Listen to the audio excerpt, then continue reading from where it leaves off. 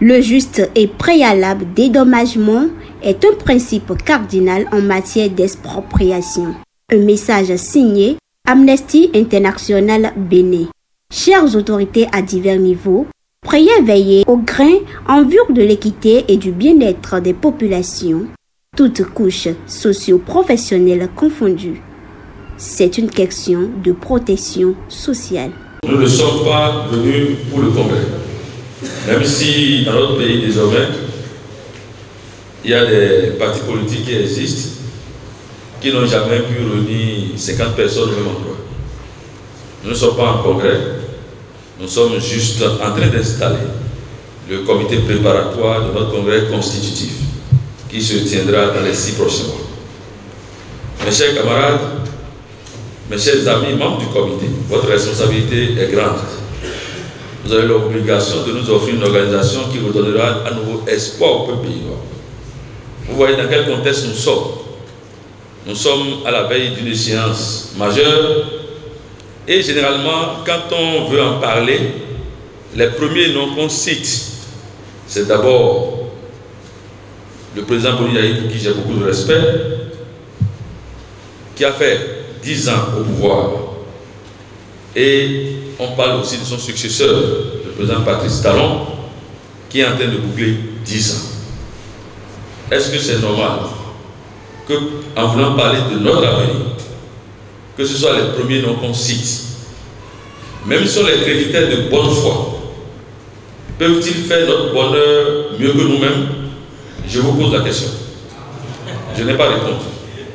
Même sur les critères de bonne foi, peuvent-ils faire notre bonheur plus que nous-mêmes? Nous devons nous lever, sortir de notre long sommeil et comprendre qu'il est urgent que la coalition Bénin Debout puisse faire émerger dans notre pays une troisième voie, que la coalition Bénin Debout puisse porter une troisième voie.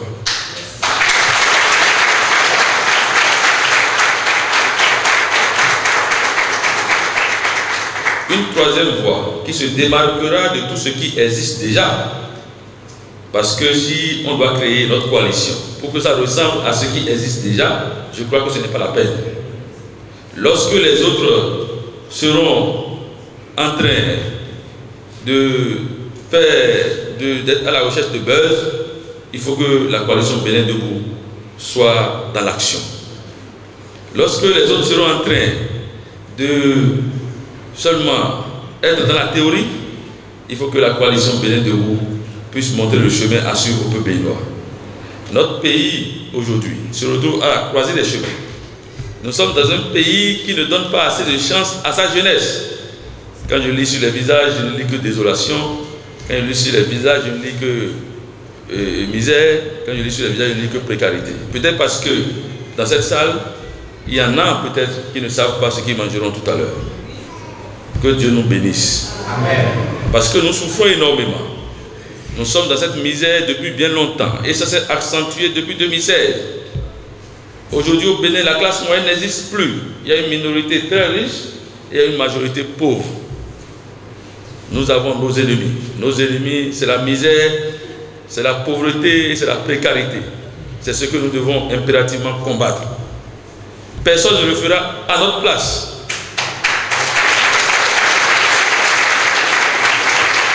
Il y en a qui nous disent, allez dormir, on va régler le problème. Quel problème peut régler sans le peuple? Quel est le seul problème que le peuple a, qu'on peut régler sans le peuple? Moi je dis non, la solution appartient au peuple et c'est le peuple debout qui peut amener des solutions à son propre problème.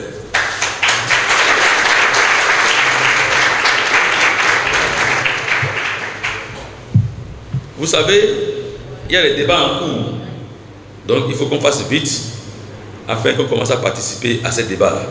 Vous savez, lorsque vous êtes élu président de la République du Bénin, par exemple, vous avez des prérogatives et que vous vous faites passer pour un réformateur, vous pouvez engager des réformes dans le secteur de l'économie, c'est de votre droit. Des réformes dans le secteur de la santé, c'est de votre droit. Des réformes dans l'agriculture, c'est votre droit. Mais il y a un certain nombre de réformes que le bon sens vous oblige, avant de les engager, de vous asseoir même avec vos pires ennemis. C'est la réforme qui engage le chemin qui vous a permis de venir au pouvoir. Les réformes dites du système partisan constituent pour le régime actuel le socle sur lequel il a basé son pouvoir. À chaque étape, on y sort une petite boule magique pour nous empêcher d'aller à la compétition électorale. En 2019, comme par enchantement dans ce pays, nous avons entendu parler de certificat de conformité pour empêcher les gens d'aller à la concurrence. Quand ils ont fini en 2019 avec le certificat de conformité, c'est toujours dans le système partisan. En 2020, pour aller à une élection locale, à la base, vous êtes candidat à Caravi, on vous fait obligation d'appartenir à un parti politique et d'avoir des candidats un peu partout sur toute le territoire national. Est-ce que c'est encore le développement à la base qui est recherché à ce niveau?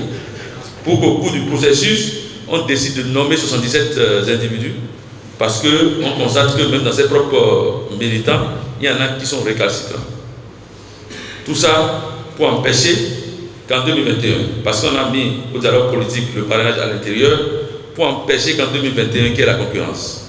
Le match amical a eu lieu en 2021, on a rempli à la tête d'un pays sans le peuple, parce qu'on a accusé de force. En 2023, le même scénario s'est répété. En 2023, on constate qu'il faut avoir 10% sur tout le territoire national avant de lever un siège de député. Ça a fait que dans certaines régions, des gens qui sont minoritaires sont les représentants de ces derniers à l'Assemblée nationale. Ce n'est pas normal. Et tout ça, c'est dans le système partisan. Donc, mes chers camarades, qu'est-ce qu'on nous prépare en 2026? C'est vrai qu'on doit parler d'élections générales, mais qu'est-ce qu'on nous prépare? Je me suis levé très tôt et j'ai dit que le débat sur la révision de la Constitution est un leurre. Ils ont un objectif. Dans la ruse et dans la rage, nous avons en face des professionnels. Et nous devons faire tout possible pour déjouer le piège.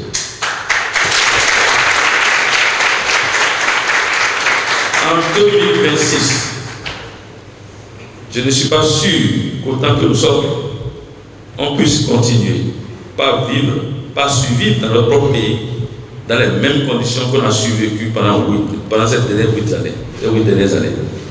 Je ne suis pas convaincu qu'on ait encore le souffle qu'il faut pour continuer à serrer la ceinture. C'est pour cela qu'on a l'obligation, en 2026, de faire tout possible pour renverser la bassine.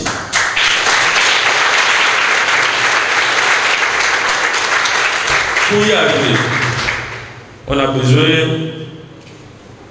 d'audace, on a besoin de détermination, tout ça couronné par une onde de succès, de courage. Nous devons faire preuve de courage. Aujourd'hui, la jeunesse vit dans la précarité.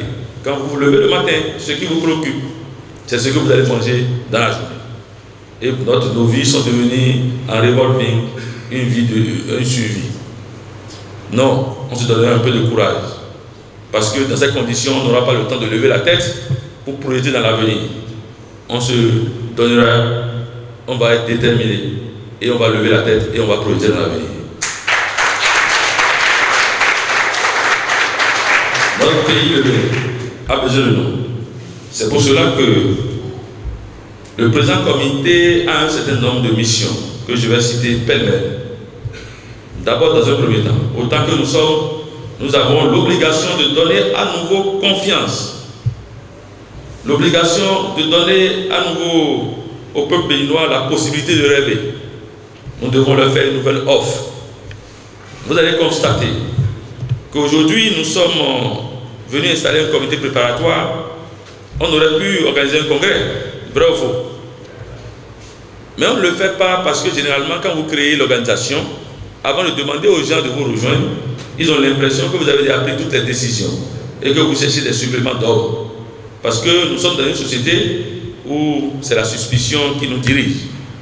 On dit, ah oui, Ils se sont retrouvés, ils ont créé leur parti, ils me demandent de venir maintenant.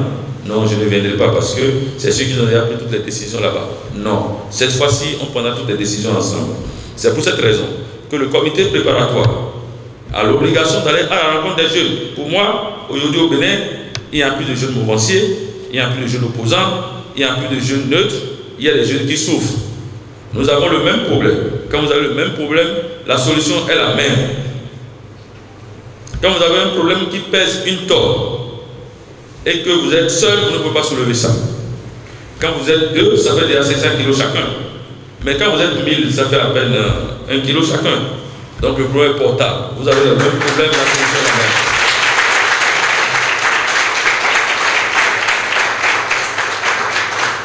Le comité a l'obligation, autant à l'intérieur du pays qu'à l'extérieur du pays, d'aller à la rencontre de nos compatriotes pour leur dire le bien fondé de ce que nous sommes en train de porter comme projet politique en ce moment.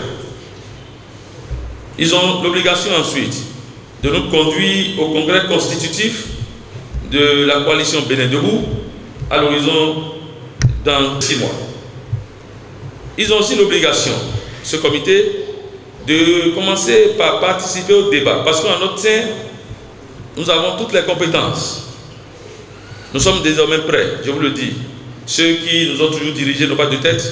Moi, j'ai envie d'avoir avec moi des gens qui ont de grandes ambitions. Ayez des ambitions, mes frères, ayez des ambitions. Parce que nous ne sommes pas des sous-hommes. Nous ne sommes pas des sous-hommes. Je vous dis que nous ne sommes pas des sous-hommes.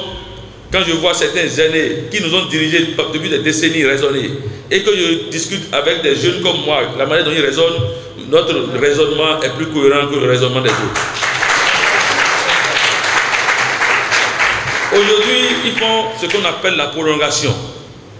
Ils font ce qu'on appelle la prolongation.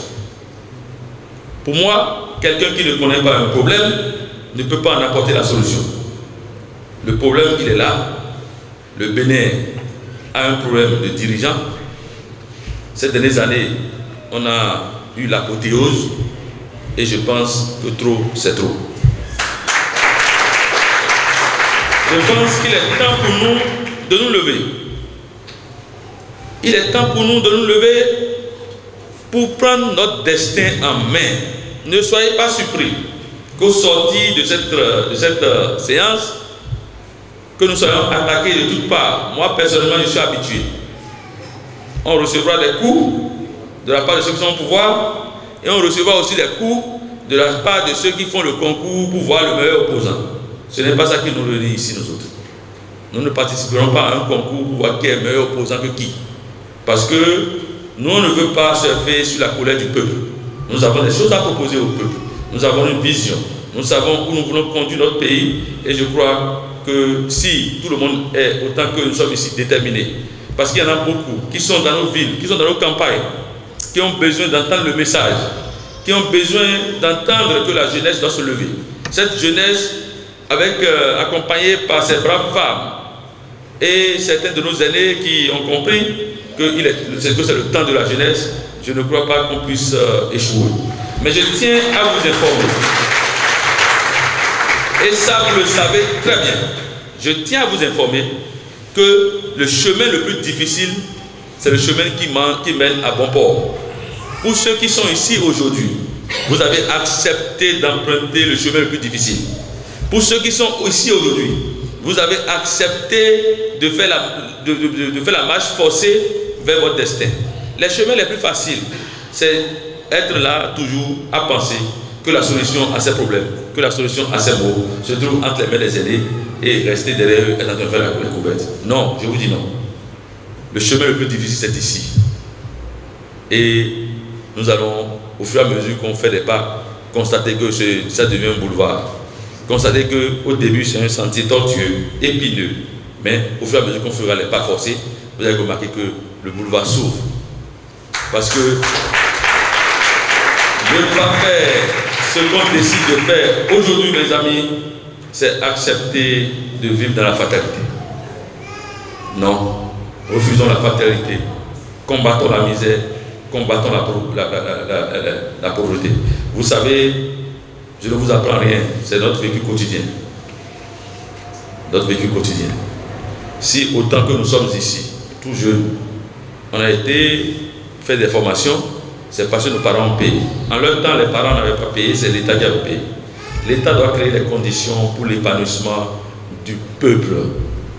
L'État, pour moi, n'a pas vocation à créer la richesse. L'État, pour moi, n'a pas vocation à créer les emplois. L'État crée les conditions, aussi bien juridiques, politiques, sur le plan social, pour permettre aux gens de créer la richesse et créer par ricochet des emplois. Mais malheureusement, on confond désormais l'État avec ceux qui détiennent l'État aujourd'hui. Il faut que ces gens quittent la tête de notre pays pour qu'on sache désormais ce qui appartient au Bénin et qu'on sache la différence entre ce qui lui appartient et ce qui appartient à notre pays.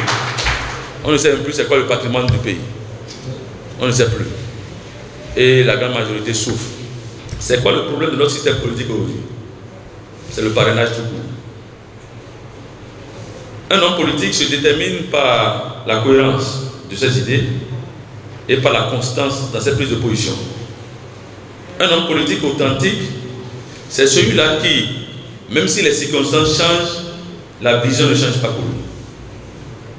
On a eu des morts, on a eu des emprisonnements. Pour quelle raison? À cause du parrainage. Si les élections étaient ouvertes en 2021, comme elles étaient en 2016, et ça a permis à quelqu'un qui était déclaré persona non grata au Bénin de venir participer aux élections et de gagner, il y aurait moins de morts, il n'y aurait même pas de morts, il n'y aurait même pas d'arrestation. Notre problème fondamental, c'est le parrainage. Et il faut qu'on le combatte, mes camarades. Le parrainage tel que conçu au Bénin n'est pas pertinent, ce n'est pas une bonne chose, c'est un facteur de division. C'est un président de la République qui a posé les actes, a perdu la confiance de ses compatriotes, a voulu rempiler et a trouvé une stratégie pour écarter le peuple afin de rempiler. Donc, mes chers camarades, ce que nous, on va leur proposer, et nous devons de nous battre pour ça, c'est que l'on modifie le code et qu'on ramène le pourcentage de parrainage de 10 à 1% pour réduire sa force dans le choix de nos futurs dirigeants. C'est qu'on réussisse à faire en sorte qu'au lieu des 109 députés, des 117 maires, qu'on élargisse cela aux conseillers communaux et municipaux, puisqu'ils sont des élus aussi. Mes chers camarades, sauvons notre pays. Notre pays a vraiment besoin de nous. Notre pays a besoin qu'on enlève des griffes de ces prédateurs. Enlevons notre pays des griffes de ces prédateurs, mes chers camarades, et vous verrez qu'on rentrera dans l'histoire par la grande porte. Je vous remercie.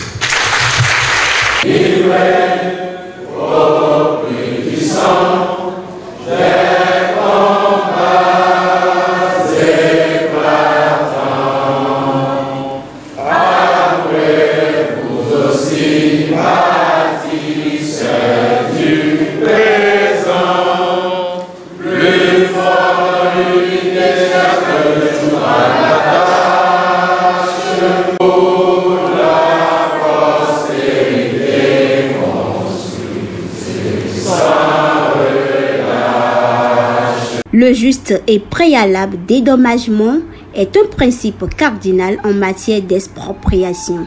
Un message signé Amnesty International Bénin. Chères autorités à divers niveaux, priez veiller au grain en vue de l'équité et du bien-être des populations, toutes couches socio-professionnelles confondues. C'est une question de protection sociale.